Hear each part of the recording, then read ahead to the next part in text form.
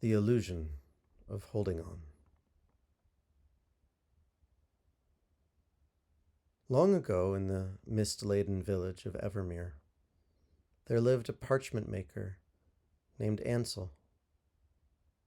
His hands, stained with the ochres and golds of 1,000 manuscripts, were known throughout the land for their craft.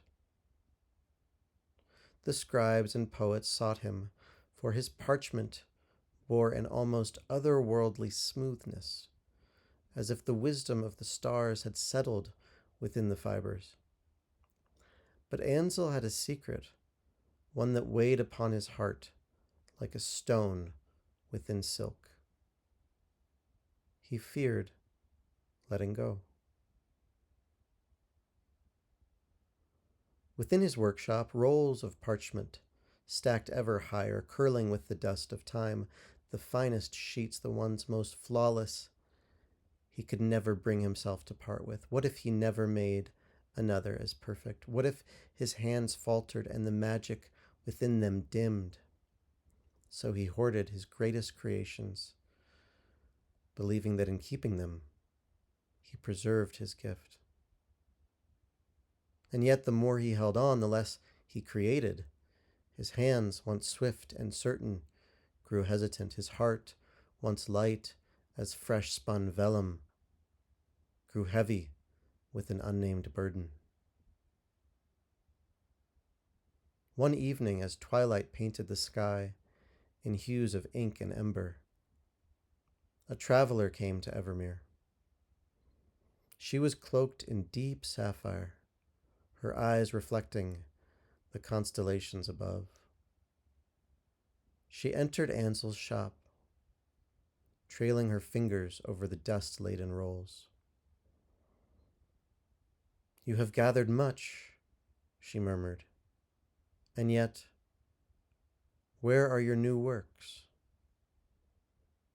Ansel hesitated, his fingers tightening around a roll of his finest parchment. I cannot use them. They are too precious." The traveler smiled, her gaze soft but knowing. "Would you cage a bird for fear it may never sing again?" Ansel frowned, sensing the truth in her words, but unable to voice it. She reached for a parchment, one he had deemed too perfect to be touched. With a whisper of her hand, she tossed it into the hearth. Fire licked the edges, curling the parchment into golden embers that danced like fireflies. Ansel gasped, his heart clenching. But as the ashes rose, so did something within him. A strange, exhilarating weightlessness. The traveler turned to him, her voice a mere breath in the space between moments. "Creation is not what you keep. It is in what you set free." From that night on, Ansel's hands moved with renewed purpose. He no longer hesitated, no longer clutched at perfection. He let go. And in doing so, he created more than ever before.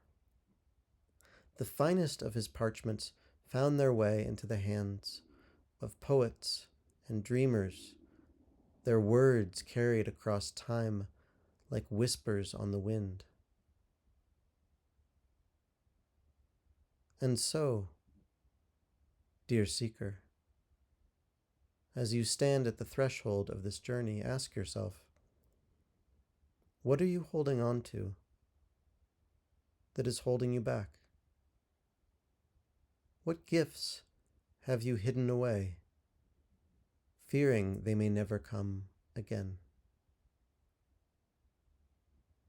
Dare you take the first step beyond the veil?